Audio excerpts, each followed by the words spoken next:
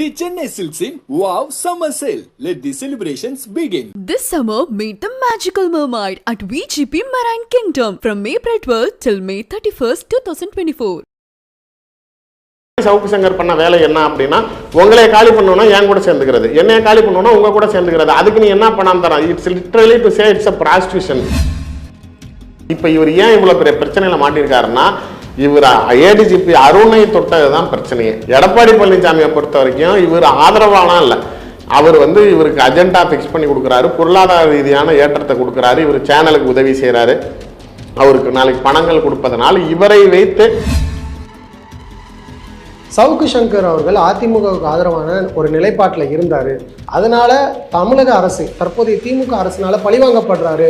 அதனால தான் இந்த கைது நடவடிக்கைகள், குண்டாஸ் எல்லாமே அவர் மேலே போடப்பட்டிருக்குன்ற ஒரு கருத்து இருக்கே சார். நான் கஞ்சா அடித்தேன், ஆமா நான் வச்சுக்குவாங்க, நீங்கள் என்ன பேச முடியும்? முதலமைச்சர் ஸ்டாலினை நேரடியாக போய் பார்த்தேன்னு நீ இப்போ சொல்றிய, நீ நல்லவனா இருந்தா, நீ உண்மையானவனா இருந்தா, நீ இவ்வளோ விமர்சனம் பண்ணாவே நீ பார்த்தன்னைக்கே எல்லாம் சொல்லியிருக்கணும். எடப்பாடி பழனிசாமியின் ஒரு வெப்பனாக தான் நாளைக்கு சவுக்கு சங்கர். நீங்கள் அவருடைய பிரச்சாரங்களை கூட நிறையா பார்த்தீங்கன்னா தெரிஞ்சிருக்கும். 4-5 தடவை யூடியூப் சேனல்களில் சவுக்கு சங்கர் பேசின கண்டென்ட்டை வச்சுக்கிட்டு தான் அவரே பேசினார். அவர் பேரை சொல்லியே பேசுகிறாரு. நீ எவ்வளோ நல்லவன் மாதிரி, நீ கஞ்சாவை பற்றி, தமிழ்நாடு முழுக்க கஞ்சா பழக்கம் அதிகமாகிடுச்சு, போதைப் பொருட்கள் அதிகமாகிடுச்சு, ஸ்டாலின் அரசாங்கம் வேடிக்கை பார்க்குது, அதிகாரிகள் என்ன பிரயோஜனப்படுறாங்கன்னு நீ அப்படியே சேனல் முன்னாடி நல்ல மாதிரி பேசிட்டு ரூமுக்கு பின்னாடி போய் நீ ஏன் நாளைக்கு தேய்ச்சிக்கிட்டு போடுறதுங்கிறது, இதுதான் உன்னுடைய உண்மைத்தன்மை, உன்னுடைய சுயரூபம், இதுதான் உன்னுடைய நிஜம். தமிழ்நாட்டில் இருக்கிற எல்லா ஜெயிலுக்குள்ளாரையும் கஞ்சா பழக்கம் ஜாஸ்தி. தமிழ்நாட்டில் இருக்கிற எல்லா ஜெயிலுக்குள்ளாரையும் சாராயம் இருக்குது. டாஸ்மாகில் போய் கூட நீங்கள் ஒரு சில பிராண்டு கிடைக்கலன்னு சொல்லலாம். ஆனால் நாளைக்கு உண்மையிலே தமிழ்நாட்டில் இருக்கிற எல்லா ஜெயிலுக்குள்ளாரையும் நீங்கள் என்ன பிராண்டு கேட்குறீங்களா, சாராயம் உண்டு, சிகரெட் உண்டு, எல்லாம் உண்டு. இப்போ ரெட்பிக்ஸு நாளைக்கு மன்னிப்பு கேட்குறாங்க. அவங்க நாளைக்கு அந்த ஒளிபரப்பு செஞ்சது தவறு அப்படின்னு சொல்லி, அதுவும் எப்போ உங்கள் கணவர் மாட்டினதுக்கப்புறம் நீங்கள் நாளைக்கு சொல்கிறீங்க. இவர் நாளைக்கு நேற்றுக்கு திருச்சி கோர்ட்டில் போயிட்டு ஆமாம் நான் பெண் காவலர்களை பற்றி பேசினது தவறு தாங்கிறீங்க. நீங்கள் பேசினது தவறு அப்படிங்கிறத உங்களுக்கு உணர வைக்கிறதுக்கோ இல்லை உங்கள் வாயிலேருந்து வரத்துக்கோ அதுக்கு இத்தனை நாள் ஆகணுமா?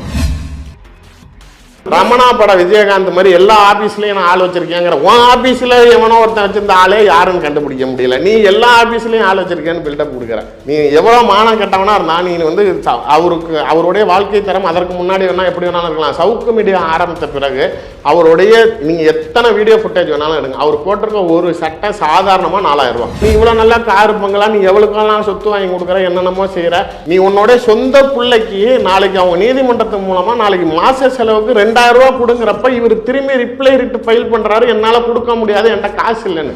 உதயநிதி ஸ்டாலின் அவர்களுடைய ஒரு குறிப்பிட்ட படத்துக்கு காலையில மார்னிங் ஷோ பர்மிஷன் கொடுத்தாங்கன்னு ஒரு இஷ்யூஸ் கிளம்பினப்ப இவர் கவர்னரை சந்திக்க போனார் சவுக்கு சங்கர். அப்ப கவர்னர் இவர்கிட்ட பேசின அதெல்லாம் இவர் ரெக்கார்ட் பண்ணி வச்சிருக்காரு. அந்த ஃபுட்டேஜ் மதன் ரவிச்சந்திரன் இருக்கு.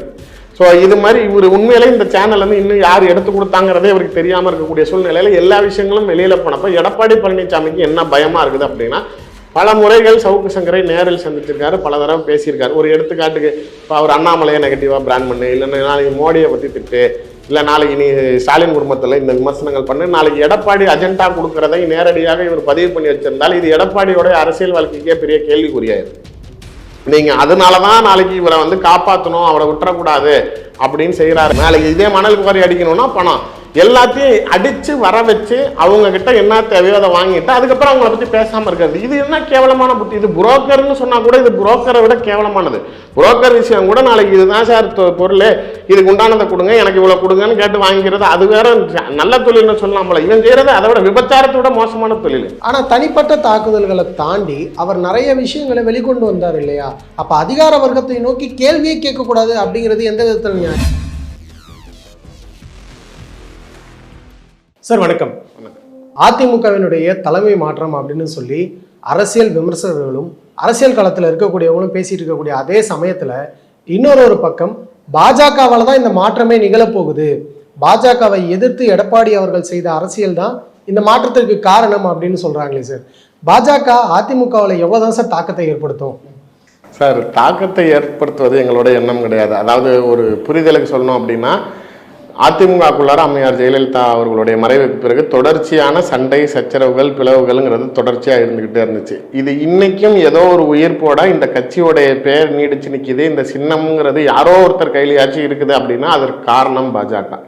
இதை காப்பாற்றியதுதான் பாஜகவை தவிர இதை பிளவுபடுத்த வேணும், இதை உடைக்க வேணுங்கிற எண்ணம் எங்களுக்கு எந்த இடத்துலையுமே கிடையாது. ஆட்சியை தக்க வைக்க வேணும்னு சொல்லி எடப்பாடியையும் ஓபிஎஸ் அவர்களையும் கைகோர்த்தது முதற்கொண்டு கடைசியாக நடந்த ஈரோடு இடைத்தேர்தலில் ஓபிஎஸ்ஐ வாபஸ் அவருடைய வேட்பாளரை வாபஸ் வாங்க வச்சு டிடிவி தினகரன் அவர்களை வாபஸ் வாங்க வைத்து அதிமுகவுக்கு ரெட்டலை திரும்பி கிடைக்கிறதுக்கும் சரி, அவர்கள் ஜெயிக்கிறதுக்கு உண்டான ஒரு சுமூகமான சூழ்நிலையை நாங்கள் தான் ஏற்படுத்தி கொடுத்தோம். இங்கே பிரச்சனை என்னன்னா, பிளவுங்கிறது கண்டிப்பாக நடக்க தான் போகுது. அது பாஜகனால கிடையாது. அதிமுகவில் இருக்க உண்மையான தொண்டர்களும் முக்கிய தலைவர்களும் கண்டிப்பாக வரக்கூடிய நாடாளுமன்ற தேர்தல் அன்னைக்கு வாக்கு எண்ணிக்கை அன்னைக்கு ரிசல்ட் வரப்ப கண்டிப்பாக இவர்களுடைய கடுமையான வீழ்ச்சியையும் தோல்வியையும் பார்க்க போறாங்க. நான் முன்னிலிருந்து சொல்லிக்கிட்டே இருக்கிறது தான், குறைந்தபட்சம் ஒரு 4 இடத்துலயாச்சு அவங்க 3வது இடத்துக்கு போவாங்க. குறைந்தது 2 இடத்துலயாச்சு மினிமம் டெபாசிட் இழக்கும் அதிமுக. அப்படிங்கிறப்ப எடப்பாடி பழனிசாமி தன்னுடைய அந்த தலைமை பொறுப்புக்கு வந்ததுல இருந்து அவர்கள் சந்தித்த தொடர்ச்சியான எல்லா தேர்தல்லையும் தோல்வி. ஆளுங்கட்சியாக அதிமுக இருந்தப்ப கூட அவங்களோட ஊரக உள்ளாட்சி தேர்தலில் தோல்வி அடைஞ்சாங்க. அதுக்கப்புறம் உள்ளாட்சி தேர்தலில், மாநகராட்சி தேர்தலில், இது மாதிரி சட்டமன்ற தேர்தல், இடைத்தேர்தல்கள், இப்போ வரக்கூடிய நாடாளுமன்ற தேர்தலுங்கிறப்ப அப்போ கட்சி சரியான நபரிடம் இல்லைங்கிற எண்ணம் தலைவர்களிடம் தொண்டர்களிடம் கண்டிப்பாக உருவாகும். எம்ஜிஆர் அவர்களுடைய வாக்குப்படி தான் கட்சியுடைய தொண்டர்கள் யார் பக்கத்து ஈர்த்திருக்காங்களோ அவங்க தான் அந்த கட்சியோடைய பொறுப்பில் இருக்கணுங்கிறது தான் கட்சியோடைய எண்ணம். பைலாவும் சரி எம்ஜிஆரோட எண்ணமாகவும் இருந்ததுங்கிற மாதிரி அந்த விஷயத்துல ஒரு பெரிய கேள்விக்குறி வரும். நம்ம தவறான நபர் பின்னாடி நிற்கிறோம், இவர் கட்சி இப்படி வச்சிருக்கு, இவர்கிட்ட போனுச்சுன்னா அப்படி வீணாயிரும்ங்கிற ஒரு விஷயம் உருவாகும். இது ஏன் நாளைக்கு கண்டிப்பா இது நடக்க போகுதுன்னு நாங்கள் ஷுவரா சொல்றோம் அப்படின்னா, இவ்வளோ நாள் சண்டை வந்தப்பெல்லாம் நாங்கள் தான் உள்ள புந்து உங்களுக்கு பிரச்சனை அதாவது பஞ்சாயத்து பண்ணிக்கிட்டு இருந்தோம். அந்த பஞ்சாயத்து பண்ற நாங்கள் இப்போ ஒதுங்கிட்டோம். நீங்க எங்ககிட்டயே பிரச்சனைன்னு வந்துட்டீங்க, நாங்க இருக்கிறதான் பிரச்சனை, ஒன்னாலதான் பிரச்சனைன்னு பஞ்சாயத்து பண்றவங்க மேல நீங்க அலிகேட் பண்றப்ப பஞ்சாயத்து பண்றவங்க நீங்க என்னமோ பண்ணிக்கங்கப்பா, நாங்க ஒதுங்கிக்கிறேன், நாங்க ஒதுங்கியாச்சு. இந்த ஒரு சமயத்துல தான் சார் நீங்க சொன்னதுல இருந்து அடுத்த கேள்வி எழுது என்ன அப்படின்னா, ஏதோ ஒரு கட்சி, அதிமுக வேண்டாம், ஏதோ ஒரு கட்சியினுடைய தொண்டர்கள், உண்மையான தொண்டர்கள் வேற ஒரு தலைவர் கீழே போறாங்க, அந்த கட்சியில இருந்தா முன்னாள் தலைவர் கீழே போறாங்க அப்படின்னா அதை முதன்மை கட்சியா ஒரு கூட்டணியில் இருக்கக்கூடிய கட்சி சொல்லணுமா, அந்த கட்சி தலைவர் அதை பத்தி பேசணுமா அப்படிங்கிற கேள்வி எழுது இல்லையா. குறிப்பா அண்ணாமலை அவர்கள் நீங்க குறிப்பிட்ட மாதிரி அந்த தேர்தல் களத்திலையும் சரி, அதன் பிறகு ஓபிஎஸ் அவர்களை ஆதரித்து ராமநாதபுரத்தில் பிரச்சாரத்தில் ஈடுபட்டு இருந்தப்பையும் சரி, அதிமுக இவங்க 2 பேரும் ஓபிஎஸ் மற்றும் டிடிவி தினகரன் அவங்க 2 பேரையுமே ஒதுக்கிட்டாங்க அதிமுகவினுடைய தற்போதைய தலைமை. இந்த தேர்தல் முடிந்ததுக்கு அப்புறம் அதிமுகவினுடைய உண்மையான தொண்டர்கள் இவங்க பக்கம் திரும்பி வருவாங்க, அதிமுக யார்கிட்ட இருக்கணுமோ அவங்க கிட்ட போய் சேரும் அப்படிங்கிற மாதிரியான கருத்துக்களை முன்வைக்கிறாரு. இதெல்லாம் தேவையா? இல்ல, அது உண்மையை சொல்லிதானே ஆகணும். அதாவது நீங்க களத்தை பொறுத்த வரைக்கும் நீங்க உங்களுக்குள்ளார இருக்க பிரச்சனைகளுங்கிறத மீறி தனிப்பட்ட முறையிலே எங்களுடைய மாநில தலைவர் எடப்பாடி பழனிசாமி அவர்களுக்கு கேட்ட எல்லா இடத்துலையும் உறுதுணையாக நின்றுருக்காரு, அவருக்கு வேண்டியதை செஞ்சு கொடுத்துருக்காரு. நீங்க ஆரம்பத்துல இருந்தே நீங்க உள்ளாட்சி தேர்தலையுமே நாங்க கேட்ட இடங்கள் நீங்க கொடுக்கல, அதுக்கப்புறம் நாங்கள் தனித்து தான் நின்னோம். ஈரோடு இடைத்தேர்தலையுமே நாங்கள் போட்டியிடணும்னு விருப்பப்பட்டோம், அதற்கு உண்டான வாய்ப்புகளை நீங்கள் வழங்க மறுத்தீங்க. இப்போ நாடாளுமன்ற தேர்தலுக்கு முன்னாடியும் கூட்டணி இல்லைங்கிறீங்க. இப்போ உங்களுக்கு தேவைங்கிறப்ப மட்டும் எங்களுடைய நாடுனீங்க. இப்போ இதே நாளைக்கு கமலாலயம் வாசலில் யார் நின்னா, எடப்பாடியோடைய கூட்டங்கள் தான் நாளைக்கு கமலாலயம் வாசலில் கதவை தட்டி நாளைக்கு எங்கள் கூட நின்னாங்கிற மாதிரி உங்களுக்கு தேவையான இடங்க. ஏன்னா அந்த நேரத்தில் சின்னம் முடங்குவதாக இருந்தது. உங்களுக்கு தேவைங்கிறப்பெல்லாம் எங்ககிட்ட வரீங்க, உங்க காரியத்தை சாதிச்சுக்கிறீங்க, அதற்கப்புறமேல உங்களுடைய சுயரூபத்தை காட்டுகிறீங்கிற மாதிரி பொதுவாக சொல்ற மாதிரி ஒரு விசுவாசமே இல்லாத ஒரு துரோகி எடப்பாடிங்கிற மாதிரி தான் ஒரு தேவைக்கு பயன்பட்டுக்கிட்டு பின்ன நாளைக்கு மறுபடியும் அவங்களை ஏசுறது, வேற மாதிரி பேசுறதுங்கிற மாதிரி ஒரு கோபம்ங்கிறது கண்டிப்பாக அவர்கள் மனதில் இருக்கும். இன்னொரு தரப்பு என்ன அப்படிங்கிறப்ப, இது தேர்தல் களம், அவங்க எங்களை ஏத்து நிற்கிறாங்க. அதாவது பாஜகவும் திமுகவும் வெற்றி பெறக்கூடாது, நாங்க தான் வெற்றி பெறணுங்கிற இடத்துல அப்ப அவங்க எங்களுக்கு எகென்ஸ்டாகவும் நிற்கிற இடத்துல அதுக்கு உண்டான கருத்துக்களை நாங்க முன் வச்சுதான் ஆகணும். உண்மையான தொண்டர்கள் நாளைக்கு இவங்க பக்கத்து வருவாங்க அப்படிங்கிறப்ப கட்சியோடைய உண்மையான நிர்வாகிகள், இவர்கள் உண்மையாக இருக்கவர்கள், அவர்களுடைய நடவடிக்கைகள் ஈர்க்கும் சக்தி, கட்சியை காப்பாற்றுவதற்கு தகுதியானவர்கள் இவர்கள் தான்ங்கிறது தான் அவருடைய பேச்சா இருந்துச்சு. அது அந்த இடத்துல தேர்தல் காலத்துல சொல்லி தானே ஆகணும். ஏன்னா ஏற்று நிற்கிறவங்களுக்கு நீங்க கவுண்டர் பார்ட் கொடுத்து தானே ஆகணும். இப்போ திமுக கூட்டணி எடுத்துக்கிட்டோம்னா ரொம்பவே பலம் வாய்ந்த கூட்டணியா இருக்கு தமிழகத்தை பொறுத்த வரைக்கும் எல்லாருமே சொல்றாங்க, அதை எல்லாருமே ஏத்துக்கிறாங்க. இரண்டாவதா பாஜக தேர்தல் சமயத்துல வலுவான கூட்டணி ஒன்று அமைத்திருக்காங்க. திமுக கூட்டணிக்கு அப்புறமா வலுவான ஒரு கூட்டணி அப்படின்னா பாஜக அமைத்த அந்த கூட்டணி அப்படின்னு சொல்லப்படுது. அந்த கூட்டணி அப்படியே கொஞ்சம் கொஞ்சமா கேரி ஃபார்வர்ட் ஆகுது. 2026 சட்டசபை தேர்தல் வரைக்கும் அது கேரி ஃபார்வர்ட் ஆகுது அப்படின்னு எடுத்துக்கிட்டோம்னா அதிமுகவை விமர்சிக்க வேண்டிய தேவையே ஏற்படாது இல்லையா. அதாவது அரசியல் ரீதியாக அதிமுக செய்த தவறுகளை சுட்டி காட்டுறது ஒரு பக்கம் இருந்தாலும் அதிமுகவில் இருக்கிறவங்களாம் கலைஞ்சிருவாங்க, அந்த கட்சி கலைஞ்சிரும், எடப்பாடி தலைமை மாறிடும் அப்படின்னு சொல்ல வேண்டிய தேவையில்லை இல்லையா. ஒரு கட்சியினுடைய உட்கட்சி விவகாரம் குறித்து பேச வேண்டிய அவசியம் பாஜகவுக்கு ஏன் ஏற்படுது? சார், அதாவது இப்போ நீங்கள் சொல்லியிருக்கிற அதே கூட்டணி கண்டிப்பாக 2026 வரைக்கும் தொடரும். பாஜகவில் இருக்கக்கூடிய அனைத்து கூட்டணி கட்சிகளும் சட்டமன்ற தேர்தல் வரைக்கும் இதே கூட்டணியில் தான் தொடர போகிறோம். அதில் எந்த மாற்று கருத்தும் இல்லை. இது கண்டிப்பாக இன்டாக்டாக தான் போக போகுது. இதற்கு அப்பாற்பட்டு இது ஏன் நாங்கள் சொல்கிறோம் அப்படின்னா, இதுக்கு முன்னாடியெல்லாம் இந்த பிரச்சனையை தீர்த்து வச்சது நாங்கள். அதை தான் நான் சொல்கிறது. நான் வெளியாளாக இருந்துக்கிட்டு உங்கள் பிரச்சனையை நான் பேசினேன்னா அது தப்பு. இதுக்கு முன்னாடி உங்களுக்கு வந்த சண்டைகள் எல்லாத்தையும் சுமூகமாக்கி வச்சது நானுங்கிறப்ப நான் எவ்வளவோ பண்ணி வச்சேன். அதாவது வார்த்தைகளில் ஒரு சின்ன விஷயம். இப்போ டிடிவி நான் சொல்கிறோம், நாங்கள் சொல்கிறோம் கேட்குறாரு. ஓபிஎஸ் சொல்கிறோம், நாங்கள் சொல்கிறோம் கேட்குறாரு. ஆனால் எடப்பாடியே ஒரு சில விஷயங்கள் அவங்களுக்காக விட்டு கொடுத்து போனால் முடியாதுங்கிறாரு. அப்ப தவறான நபருக்கு தேவைகளுக்கு நாங்க நாளைக்கு தேவையில்லாம நாங்க தப்பா போய் நாங்க பஞ்சாயத்து பண்ணி வச்சு இது தேவையில்லாத முடிவுகள்ல வந்து அந்த இடத்துல பஞ்சாயத்து பண்ற அந்த இடத்துல எதுக்கு பாஜக இருக்கு? யாரும் கேட்டு வந்தாங்க சார். அதிமுகவோட முன்னாள் அமைச்சர்கள் வாயால சொன்னதுதான். அவங்க தான் நாளைக்கு ஒரு தடவையும் உள்ள புகுந்து கட்சி காப்பாற்றணும், ஆட்சியை காப்பாற்றணும், பாஜக தான் இதுக்கு காப்பாற்றணும், பாஜகனாலதான் முடியும், நீங்க தான் தலையிடணும்னு அவங்க ஓபிஎஸும் டிடிவியும் சண்டை, ஓபிஎஸும் எடப்பாடியும் சண்டை போட்டப்பையும் அவங்க தான் கூப்பிட்டாங்க. இப்போ தேசிய தலைமை அப்படின்னு எடுத்துக்கிட்டோம்னா தமிழக பாஜக தலைமை ஒன்று விரும்புது. தங்களுடைய தலைமையில தான் தமிழகத்தை பொறுத்த வரைக்கும் ஒரு கூட்டணி இருக்கணும் அப்படின்னு சொல்லி தேசிய தலைமை அதிமுகவும் அந்த கூட்டணியில இருக்கணும்னு விரும்புறாங்க இல்லையா? இல்ல, குறிப்பிட்டு நாளைக்கு அதிமுகங்கிற ஒரு கட்சி பேரை சொல்லி இல்ல அதிமுக கண்டிப்பா வரணும்னு சொல்லலாம் தேசியம் விரும்பல. தேசியத்தோட பார்வையை பொறுத்த வரைக்கும் அந்தந்த மாநில கட்சிகள் அந்தந்த மாநில தலைவர்களுடைய எண்ண ஓட்டத்துக்கு ஏற்பதான் தேசியத்தோட செயல்பாடுகள் இருக்கு. ஏன்னா கிரவுண்ட் லெவல்ல நின்று நேரடியாக களத்தில் வந்து போராடுபவர்கள் மாநில தலைவர்கள் தான். ஸோ எல்லா தேசிய கட்சியிலையுமே மாநில தலைவர்களுடைய கருத்தும் பரிந்துரையும் தான் பெருசாக பார்க்கப்படும். அதையும் மீறி இருக்கக்கூடிய இடத்துல வந்து கட்சியை குறிப்பிட்டு நீங்க என் கூட இருந்தேன் அவனும் சாமி, நீ இருந்தாதான் என்னால் பிழைக்க முடியும், நீங்க என் கூட வந்திருப்பான்லாம் நாங்க எதுவும் அதிமுகவை கெஞ்சல. பாரத பிரதமர் மோடி வந்து மீண்டும் 3வது முறையா பதவியேற்கணும்னு நினைக்கக்கூடிய எந்த கட்சியாக இருந்தாலும் எங்க கூட கை கோர்க்கலாம் அப்படிங்கிற ஒரு நிலைப்பாட்டில் தான் இருந்தோம். ஒரு சில கட்சியுடைய தலைவர்கள் அதுக்கு விருப்பப்பட்டது என்ன அப்படின்னா, திமுக மேல ஒரு அதிருப்தி இன்னைக்கு மக்கள்கிட்ட இருக்குது. அந்த அதிருப்தி வாக்காளர்கள் நாளைக்கு கண்டிப்பாக வந்து நீங்க 2 பேரும் தனித்தனியாக நிற்கக்கூடிய சூழ்நிலையில் இப்ப எப்படி கடந்த 2016 சட்டமன்ற தேர்தலில் வைகோ ஒரு மும்முனை போட்டியை கிரியேட் பண்ணதுனாலதான் மறுபடியும் அது ஆளும் கட்சியான அதிமுகவுக்கு சாதகமா போச்சு. ஸோ அப்படி இருக்கிறப்ப நீங்க பிஜேபியும் அதிமுகவும் தனியா நிற்கிறப்ப அந்த எதிர்ப்பாளர்கள் ஓட்டுங்கிறது எந்த பக்கத்து பிரிஞ்சிருது. இங்க எதிர்ப்பாளர் ஓட்டை ஒரே இடத்துல சேகரிச்சாதான் அவங்களை தோக்கடிக்க முடியுது. பிரிகிறதுனால மீண்டும் அது ஆளுங்கட்சியான திமுகவுக்கு சாதகமான சூழ்நிலையை அமைக்கும். அதிமுகவும் பிஜேபியும் ஒன்னா நின்னா கண்டிப்பா நம்ம நாளைக்கு 40க்கு 40 ஜெயிக்க முடியுங்கிற ஒரு பார்வையின் எண்ணத்துலதான் அது கட்சியில ஒரு சில பேர் அதிமுக கூட்டணியை விரும்பினாங்களே தவிர தனிப்பட்ட முறையில் விமர்சனங்கள் வந்து சார் அவங்க இதுவரைக்கும் கூட்டணி வேணான்னு சொல்லி பேசுறது எல்லாமே உப்பு சப்பு இல்லாத காரணம். தனிப்பட்ட முறையில் எடப்பாடி பழனிசாமி அவர்களுக்கு எங்களோட தலைவரோட வளர்ச்சியோ கட்சியோட வளர்ச்சியோ பிடிக்கல. அதுதானே தவிர நேரடியாக பிரதமரை வந்து விமர்சனம் செய்வதற்கு பயப்படுறாரு, தகுதி இல்லை. இதுதான் அவருடைய உண்மையான கேரக்டருங்க. மற்றவங்க கிட்ட பண்ண மாதிரி அப்பனுக்கு அப்பா இருப்பாங்க, எல்லாத்தையும் ஏமாத்திட முடியாது. ஆனா ஒரு இடத்துல நாளைக்கு நீ வந்து லாக்கா வாங்குற மாதிரி இன்னைக்கு இவரை நம்பி பயணிச்சவங்க, இவருக்காக எல்லா இடத்துலயும் நின்னவங்க எல்லாத்தையும் ஏமாத்திட்டாரு. ஆனா இன்னைக்கு பிரதமர்கிட்ட கண்டிப்பாக அவர் ஒரு சிக்கலில் மாட்டிக்கொண்டிருக்கிறாருங்கிறதுனாலதான் விமர்சனத்தை எதிர்கொள்ள பயப்படுறாரு. நீங்க தேர்தல் பிரச்சாரத்துல எங்க நாளைக்கு அவரை பத்தி ஏதாவது பேசினார் சொல்லுங்க. இது வந்து அவருடைய உண்மையான சுயரூபம்ங்கிறது அவர் நடிச்சு அரசியலை கொண்டுட்டு போகணும்னு நினைக்கிறாரு.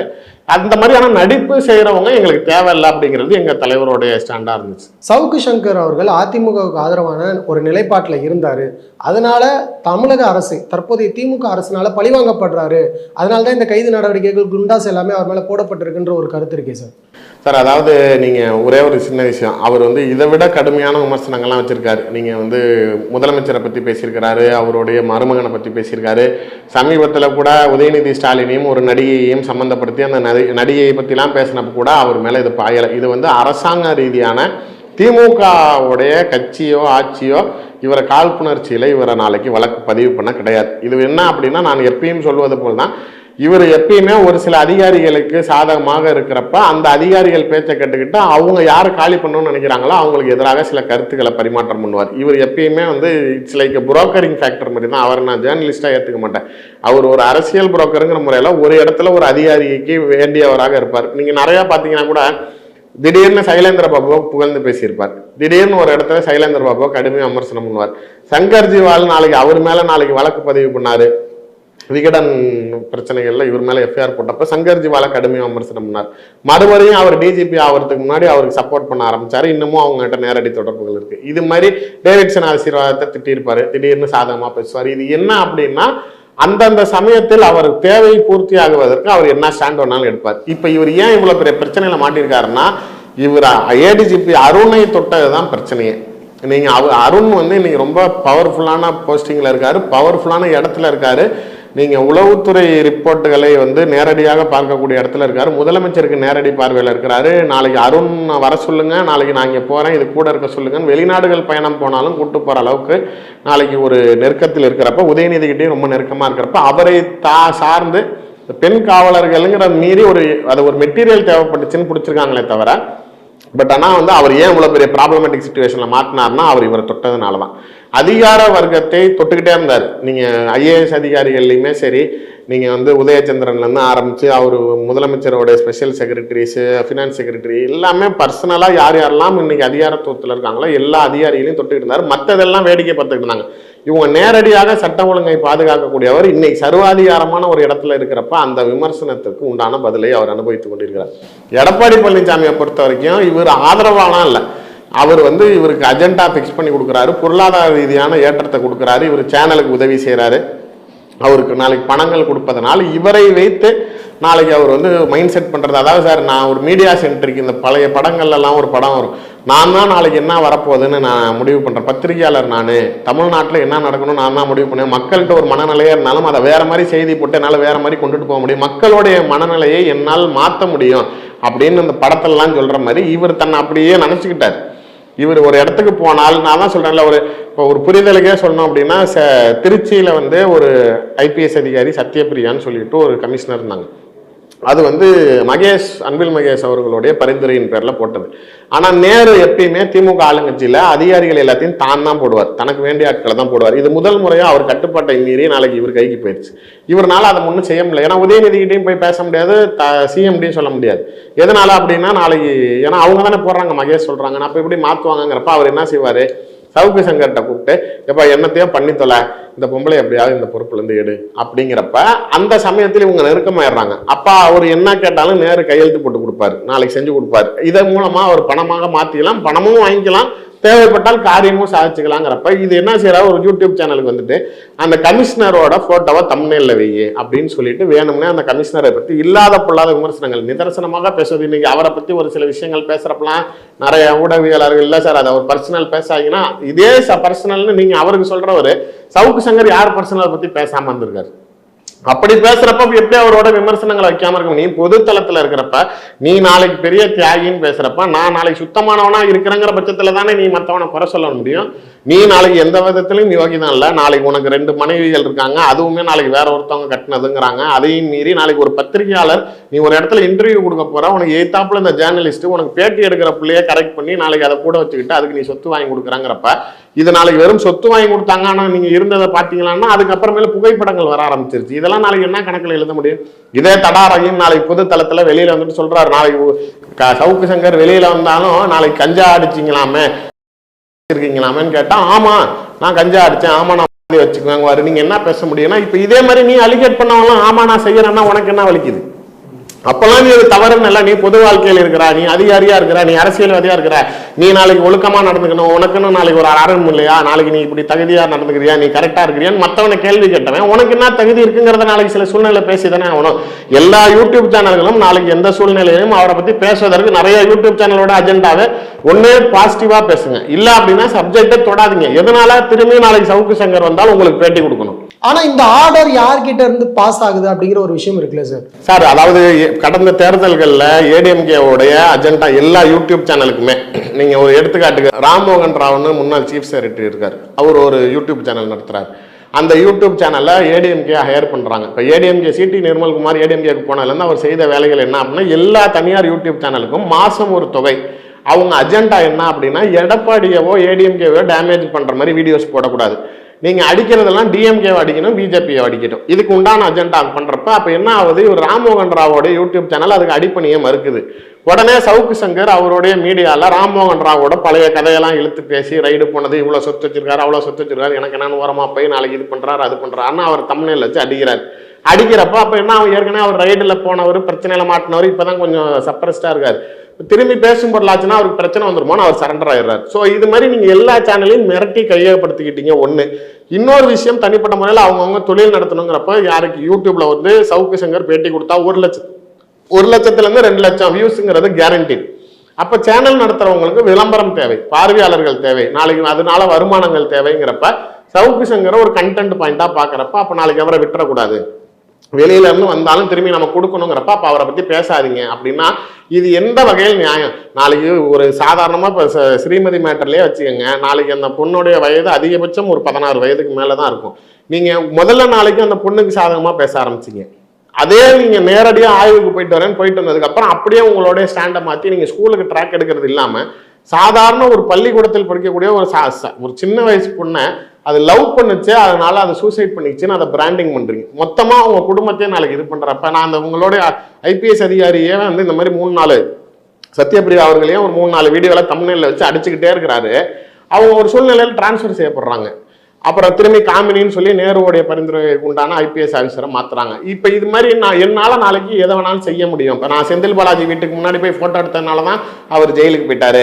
நான் மணல் குவாரியை பத்தி பேச ஆரம்பிச்சதுக்கு அப்புறம் தான் அவங்க ரைடுக்கு போனாங்க. நாளைக்கு பிடிஆரோட ஆடியோ ரிலீஸ் பண்ணதுக்கு அப்புறம் தான் ஒரு இலாக்கா மாற்றப்பட்டாருங்கிறப்ப என்னால் ஒரு அமைச்சரை இலாக்காவிலிருந்து மாற்ற முடியும், அதிகாரிகளை மாற்ற முடியும், நாளைக்கு உன் மேல நடவடிக்கை எடுக்க வைக்க முடியுங்கிற மாதிரி என்னை பகிர்ச்சுக்கிட்டா நீ எதுவுமே இல்லை. நான் முதலமைச்சர் ஸ்டாலினை நேரடியாக போய் பார்த்தேன்னு நீ இப்ப சொல்றிய, நீ நல்லவனா இருந்தா, நீ உண்மையானவனா இருந்தா, நீ இவ்வளவு விமர்சனம் பண்ணவே நீ பார்த்தன்னைக்கே எல்லாம் சொல்லியிருக்கணும். உனக்கு என்ன தலைமா இல்லை, உன் சேனலே இருக்குல்ல, உட்காந்துட்டு நான் நேற்று கூட நான் போய் சிஎம் பார்த்தேன், நான் சொல்றேன் இந்த மாதிரி நிர்வாக சீர்கேடுகள் இருக்கு, இதெல்லாம் சரி செய்யுங்கன்னு சொன்னேன். அதெல்லாம் ஏன் ஆட்சியில் நாளைக்கு குறையா, நான் எப்படி ஆட்சி பண்ணிக்கிட்டு இருக்கேன்னு என்கிட்டயே பேசுறாருங்கிறத நீ ஏன் நேர போன? அதுவும் பேரம் பேசுவதற்கு தான். எதனாலனா உங்ககிட்ட கீழே பேசின அமைச்சர்கள் எல்லாத்துக்கிட்டையுமே நேரடி தொடர்புல இருக்கேன், நான் செய்யறேன், நான் பண்றேன், உங்களுக்கு சாதகமா இருக்கேன், நான் நேரடியாக நான் முதலமைச்சரை தான் மீட் பண்ணுவேன் அப்படின்னா சொல்லுங்க, நான் வரேன்னு சொல்லி முதலமைச்சரை சந்திக்க வைக்கிறதுக்கு நீ பேரம் பேசுவதற்கு நீ போன. நீ அதுதான் விஷயம். நீ இதே மாதிரி எடப்பாடியை பிடிச்சிக்கிறது, நாளைக்கு இங்கே நாளைக்கு திமுகவை பிடிச்சிக்கிறது, அங்க இருக்கக்கூடிய அமைச்சர்கள் சார் இது எப்படின்னா ஒரு கட்சி சார்ந்து செயல்படுறது இல்லை. இப்ப இதுதான் ஏடிஎம்கேவுக்கு செயல்படுறது தான் இவர் கட்சி சார்ந்து செயல்படுறது.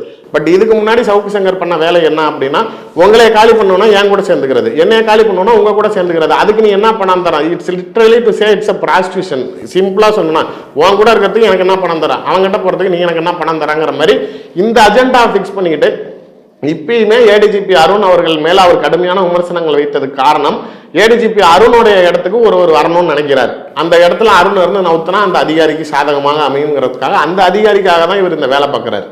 நீங்க பெண்களை பற்றி இழிவாக பேசினதுங்கிற மாரி சார் சமூகத்தையே பேசினார் சார். நீங்க தேவர் ஜெயந்தியை பத்தி எவ்வளவு கேவலமா பேசினாரு. முக்குலத்தோர் சமூகத்தை எடப்பாடி பழனிசாமியை முதலமைச்சர்னு கோஷம் போட்டாங்கன்னு சொல்லிட்டு நாளைக்கு அந்த இடத்த விட்டு வெளில போன ஆர்பி உதயகுமாரை சொன்னாங்கன்னு சொல்லிட்டோம். எடப்பாடி பழனிசாமி அங்க மாலை போட போனப்ப செருப்பு வீசினாங்கன்னு சொல்லிட்டோம். நீ நாளைக்கு என்னை அசிங்கப்படுத்தினாங்க, அதாவது ஓனராகி நாளைக்கு அசிங்கப்படுத்தினா கூட இருக்கிற நாய் குலைக்கிற மாதிரி எடப்பாடி அசிங்கப்படுத்திட்டீங்கன்னா அந்த மொத்த சமூகத்தையும் அட்டாக் பண்றாரு. அருண் ஏடிஜிபி அருண் வரைக்குமே அவர் நாளைக்கு அந்த சமுதாயத்தை பத்தி தான் பேசுறாரு. நீங்க சவுக்கு சங்கர் ஒரு தாழ்த்தப்பட்ட சமூகத்தில் இருக்கிறதுனால நாளைக்கு நீ பெரும்பான்மை சமூகத்தை பத்தி பேச முடியுது. இதே வேற யாராச்சும் இருந்தா அந்த சமூகத்தை பத்தி பேச முடியுமா? இப்ப நீ தாழ்த்தப்பட்ட சமூகத்தில் இருக்கிறதுனாலதான் நீ அருணையும் தாழ்த்தப்பட்ட சமூகத்தினால ஜாதியினால முதலமைச்சர் வந்து அருணை பதவியிலிருந்து எடுக்கிறதுக்கு யோசிக்கிறாருங்கிற இதெல்லாம் எல்லையை மீறின பேச்சுகள், விமர்சனங்கள். நீங்க அதாவது ஒருத்தரை சொல்றது வேற, நீங்க வந்து மொத்த டிபார்ட்மெண்ட்ல இருக்கிற எல்லா லேடி போலீஸுமே நாளைக்கு அட்ஜஸ்ட் பண்ணி தான் இது பண்றாங்க. சிஸ்டத்தை நோக்கி கேட்கிறேன். ஆமா சார், இதே எஸ்வி சேகர் ஒரு வார்த்தை ஏதோ ஒரு பதிவு போட்டாரு, அப்ப பிஜேபியில இருக்காருங்கிறப்ப இப்படி பேசிட்டாருன்னு எல்லா பத்திரிகையாளர்களும் எப்படி கொந்தளிச்சிங்களோ அதே பார்வை அதே கோபம்ங்கிறப்ப அப்ப அவர் பேசினப்ப அதுவும் வரதானே செய்யும். நீங்க போலீஸ் ஆஃபீஸர் வேலைங்கிறது சாதாரணம் கிடையாது. நீங்க ஒரு நைட் ஷிஃப்ட் பாக்குறாங்களா இருக்கட்டும், இல்ல ரோட்ல டியூட்டி போறதா இருக்கும், பெண்களுக்கு என்னென்ன அசௌகரியங்கள் இருக்குன்னு ஒரு ஆண்களாக நம்மளும் உணர முடியுங்கிறப்ப நீங்க அந்த மாதிரி பேண்ட் சட்டையை போட்டுக்கிட்டு நாளைக்கு 24 மணி நேரம் அவங்கள கிரவுண்ட்ல வேலை பார்க்கறது, நாளைக்கு டியூட்டி பார்க்கறது, ரன்னிங்கிறது வந்து ஒரு டிடிஎஸான வேலை. ஒரு பெண்கள் உடம்புக்கு ஒத்துக்க முடியாத ஒரு வேலையில தான் நாளைக்கு நிறைய பேர் ஒரு ஏழ்மையான சூழ்நிலையில ஒரு அரசாங்க வேலை வேணுங்கிறதுக்காக நிறைய பேர் போற இடத்துல நீங்க வந்து இவ்வளவு பிராண்டிங் ஒரு அதிகாரி அசிங்கப்படுத்தணுங்கிறதுக்காக மொத்த ஒரு பெண் வர்க்கத்தையே விமர்சனம் பண்ணுவதுங்கிறது என்னால ஏற்றுக்கொள்ளவே முடியாது.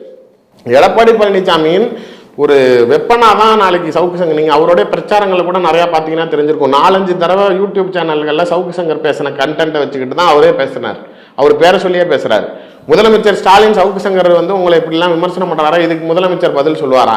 ஒரு எதிர்கட்சி தலைவர் நாளைக்கு ஒரு யூடியூப்ல இருக்கிறவர் பேசுறதுக்கு முதலமைச்சர் பதில் சொல்லுவாரான்னு இவர் கேட்கிறாரு.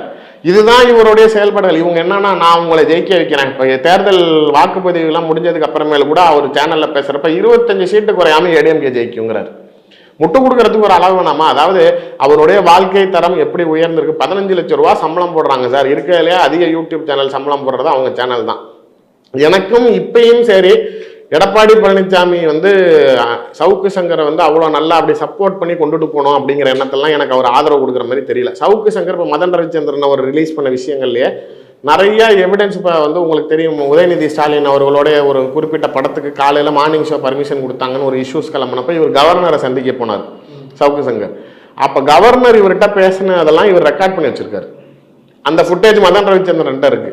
ஸோ இது மாதிரி இவர் உண்மையிலே இந்த சேனல் வந்து இன்னும் யார் எடுத்து கொடுத்தாங்கிறதே இவருக்கு தெரியாமல் இருக்கக்கூடிய சூழ்நிலையில எல்லா விஷயங்களும் வெளியில போனப்போ எடப்பாடி பழனிசாமிக்கு என்ன பயமா இருக்குது அப்படின்னா, பல முறைகள் சவுக்கு சங்கரை நேரில் சந்திச்சிருக்காரு, பல தடவை பேசியிருக்காரு. ஒரு எடுத்துக்காட்டுக்கு இப்போ அவர் அண்ணாமலையை நெகட்டிவாக பிராண்ட் பண்ணு, இல்லைன்னா நாளைக்கு மோடியை பற்றி திட்டு, இல்லை நாளைக்கு நீ ஸ்டாலின் குடும்பத்தில் இந்த விமர்சனங்கள் பண்ணு, நாளைக்கு எடப்பாடி அஜெண்டா கொடுக்கறதை நேரடியாக இவர் பதிவு பண்ணி வச்சிருந்தால் இது எடப்பாடியோட அரசியல் வாழ்க்கைக்கே பெரிய கேள்விக்குறியாயிரு. நீங்க அதனாலதான் நாளைக்கு இவரை வந்து காப்பாற்றணும், அவரை விட்டுறக்கூடாது அப்படின்னு செய்யறாரே தவிர, நீங்க அதே மாதிரி சவுக்கு சங்கர் இந்த மாதிரி கையை போலீஸ் அடிச்சிட்டாங்க, கையை உடைச்சிட்டாங்க அப்படிங்கிறதெல்லாம் நான் ஒரு வழக்கறிஞராக ஏற்றுக்கவே மாட்டேன். எதனால் அப்படின்னா, கை கால் போலீஸ் உடைக்கும், நான் இல்லைன்னுலாம் சொல்ல. எதுக்காக உடைப்பாங்க அப்படின்னா, போக்சோ கேஸ், மைனர் பிள்ளைங்களை கற்பழிச்சால், இல்லை நாளைக்கு 6-7 கொலைகள், அதாவது கூலிப்படையாக செயல்படுறீங்க, பணம் வாங்கிட்டு யாரை வேணாலும் போடுவீங்க அப்படின்னா கூட்டு போவாங்க, உங்கள்கிட்ட கேட்பாங்க எந்த கை எதை உடைக்கணும் சொல்லிட்டாங்க, எதை உடைக்கிறது நீயே சொல்லுவாங்க, லெஃப்ட் காலா கையா எந்த காலுன்னு சொல்லிடுன்னு சொல்லிட்டு எதை சொல்கிறோமோ அதில் துண்டை கட்டிட்டு 2 கல்லுக்கு நடுவில் காலை வச்சு இரும்பு ராடால் அடித்து உடச்சிருவாங்க. அதாவது போன் கம்ப்ளீட்டாக உடஞ்சிடணும். அந்த வலி வந்து நீங்கள் திரும்பி அதை ஒட்டுறதுக்கே 6-7-8 மாதம் ஆயிரும். அதுக்கப்புறமேலாம் அந்த வலிங்கிறது உங்களால் இயல்பான பழைய நடை மாதிரி நடக்க முடியாது. அது ஒரு பாடம் உனக்கு. நீ அந்த பெயின், அந்த பாத்ரூம் போகிறப்ப, தூங்குறப்ப, அந்த வலியிலேயே இருக்கிறப்ப அதை நீ சஃபர் பண்ணுங்கிறதுக்காக செய்கிறது. அண்ட் ஒன் மோர் திங், இது ஜெயிலில் செய்ய மாட்டாங்க. இது வந்து ஜுடிஷியல் கஸ்டடியில் இருக்கிறப்ப ஜெயிலுக்குள்ளார உடைக்க மாட்டாங்க. இது யார் செய்வாங்கன்னா, போலீஸ் ஸ்டேஷனில் தான் செய்வாங்க. செஞ்சுட்டு உடைச்சிட்டு தப்பிக்க போனால் ஏறி குதிச்சான், உடஞ்சிட்டான், இல்லை பாத்ரூமில் வலிக்கி விட்டான்னு வீடியோ போடுறாங்க. அது மாதிரி பண்ணிட்டு ஜிஹெச்சில் அட்மிட் பண்ணி அதுக்கு உண்டான மெமோ வாங்கி அதுக்கப்புறம் ஜெயிலில் கொடுத்துருவாங்க. இதுதான் இயல்பு நடவடிக்கைகள். இப்போ சில கஞ்சா அடிச்சுட்டு காவல்துறை அதிகாரிகளை அடிக்கிறத பார்த்துருப்போம், இல்லை திடீர்னு ஏதாவது போய் போலீஸுங்கிட்ட ஒம்புள்பாங்க, திடீர்னு பார்த்தா அப்படி கையில் கட்டு போட்டுட்டு சாரிங்க அப்படின்னு வீடியோ போடுவாங்கல்ல, அதெல்லாம் வந்து ஸ்டேஷனில் வச்சு உடைக்கிறது, ஜெயிலுக்குள்ளார உடைக்க மாட்டாங்க. அதை விட முக்கியமான விஷயம், இவர் கம்ப்ளீட்டாக ஸ்டண்ட் அடிக்கிறார். இந்த வேன் ஆக்சிடென்ட் ஆனப்ப அங்கேருந்து அவர் திரும்பி கோயம்புத்தூர் சிறைச்சாலையில் கொண்டு போய் அடைக்கப்படுறப்ப ஜிஹெச் கூட்டு போனப்பே சொல்லிட்டாங்க, அவருடைய வலது கையில வந்து அந்த வேன்ல மோதினப்போ சப்போர்ட்டுக்காக கை வச்சிருக்காரு. அதனால வலது கை, உதடு, இடது கால், இது 3லயும் அடிபட்டு இருக்கு. இவர் போனவர் அங்க எனக்கு கை வலிக்குது வலிக்குது வலிக்குதுன்னு சும்மாவே, அது நீங்க என்ன சார் செய்வீங்க? ஒரு இடத்துல ஜெயிலுக்குள்ளார இருக்கிறீங்க, சாப்பிட மாட்டேன், தூங்க மாட்டேன், நான் வெளில வர மாட்டேன், நான் ப்ரொட்டஸ்ட் பண்ணுவேன், இல்லை நான் தற்கொலை பண்ணிக்குவேன், எனக்கு நீ தான் காரணம், நான் வெளில போறப்ப சொல்லுவேன், இல்லை நான் ஜுடிஷியல் ஜட்ஜு கிட்ட சொல்லுவேன், நான் உடம்பு முடியல, கை வலிக்குதுன்னு என்ன டாக்டர்கிட்ட கூப்பிட்டு போக மாட்டேங்கிறாங்க அப்படின்னு சொல்லுவேன். சீன் போடுறப்ப அங்க இருக்கிற மருத்துவமனை ஜெயிலுக்குள்ளாரே இருக்கும். அங்க போறப்ப என்னன்னு பார்ப்பாங்க, ஆமா வலிக்குது வலிக்குதுன்னா சரி சும்மா கட்டுப்பட்டு விடு. எல்லாரும் செய்யறது தான். நாளைக்கு நம்மளையுமே வீட்டில் எங்கேயா போறோம் வலிக்குது அப்படின்னு சொல்லிட்டே என்னன்னு தெரியல, சரி எதுக்கும் கட்டு போட்டு விடுவோம் அப்படிங்குவாங்க. ஸ்கேன்ல எதுவுமே தெரியலனாலும் வலிக்குது, என்ன செய்ய முடியும் அதிகபட்சம். இதை எதுக்காக அவர் அப்படி ஸ்டண்ட் அடிக்கிறாரு அப்படின்னா, அவர் தேனியில் கைது செய்யப்பட்ட போது அவர் பெரிய மீடியா போக்கஸ்லயும் இல்லை, யூடியூபுக்கெல்லாம் அவரை பத்தி எதுவும் பேசல. அவர் பேசின விஷயம் தவறுன்னு எல்லாத்துக்கும் தெரிஞ்சது, அவர் பேசினதுக்கு அவர் அனுபவிக்கிறாருன்னு தெரிஞ்சது. ஆனால் இது மாதிரியே ஒரு 4-5 தடவை அதுக்கு முன்னாடி என்ன கைது பண்ண போறாங்க, என்ன கைது பண்ண போறாங்க, என்ன கைது பண்ண போறாங்கன்னா எவ்வளவோ பில்டப் விட்டுறாரு. இந்த முறையும் அதே மாதிரி விட்டாரு. அவர் என்ன சொன்னாரு, நான் போயிட்டா கூட நீங்க எல்லாம் சேனலை பார்த்துக்கங்க, அதை பண்ணிக்கங்க, இதை பண்ணிக்கங்க. நாங்கள் போலீஸ் அழகா கீழ் மட்டத்துல இருந்து யார் யாரெல்லாம் வச்சுக்கிட்டு இவர் இயங்குறாங்களோ எல்லாத்தையும் ஃபர்ஸ்ட் கலைச்சிட்டு தான் இவர் தூக்குனது.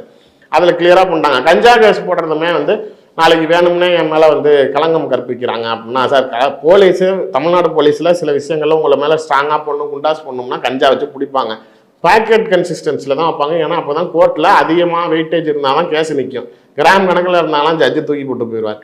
அது மாதிரி. ஆனால் இவரை பிடிச்சப்ப இவர் எல்லாமே சிகரெட் ரோல் பண்ணி சப்ஸ்டன்ஸாக தான் யூஸ் பண்ணுற சப்ஸ்டன்ஸில் தான் வச்சுருக்காரு. இவர் அந்த பழக்கத்துக்கு உள்ளானவருங்கிறது அது ஏற்கனவே அதுக்கு முன்னாடி வந்த வீடியோக்கள்லையுமே தெரிஞ்சுது. இதுதான் அவருடைய கேரக்டர்.